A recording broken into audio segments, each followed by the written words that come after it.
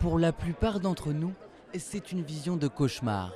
Mais pour ces Néerlandais, ces verres de farine sont leur repas d'un soir.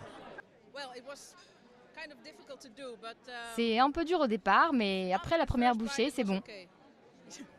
Vous devez juste arrêter de penser et goûter. Et c'est bon.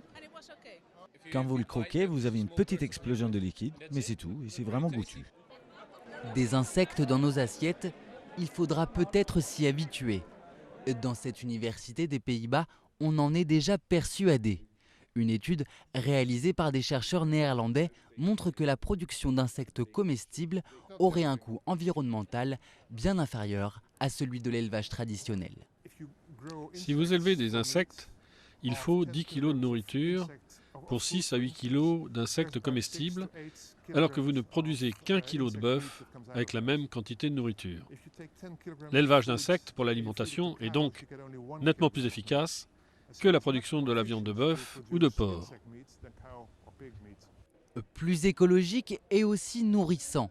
La valeur nutritive de l'insecte est égale à celle de la viande. Autant de protéines, de vitamines et de minéraux. Aux Pays-Bas, seules 3 entreprises se sont frottées à la production de ces petites bestioles. Dans cet élevage, cela fait 15 ans que l'on bichonne ces vers pour mieux les manger. 1200 kg d'insectes y sont produits chaque semaine, d'abord destinés aux animaux, reptiles, poissons ou autres poules, et depuis peu aux humains, même si cela reste modeste.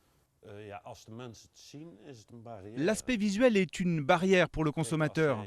Voir un cochon sur une broche et avoir une côtelette dans son assiette, ce n'est pas la même chose. Alors je pense que les humains mangeront davantage d'insectes si ceux-ci sont cuisinés. C'est sûr qu'on ne va pas les présenter tels quels dans l'assiette. Les insectes font pourtant partie du menu dans de nombreux pays. Plus de 1200 variétés sont comestibles. En Thaïlande, on déguste scorpions et autres scarabées en guise d'apéritif. Les Occidentaux devront sans doute s'y résoudre. Les experts en agriculture de l'ONU voient de plus en plus les insectes comme une solution pour nourrir la planète. Et il faut faire vite. En 2050, nous serons plus de 9 milliards sur Terre.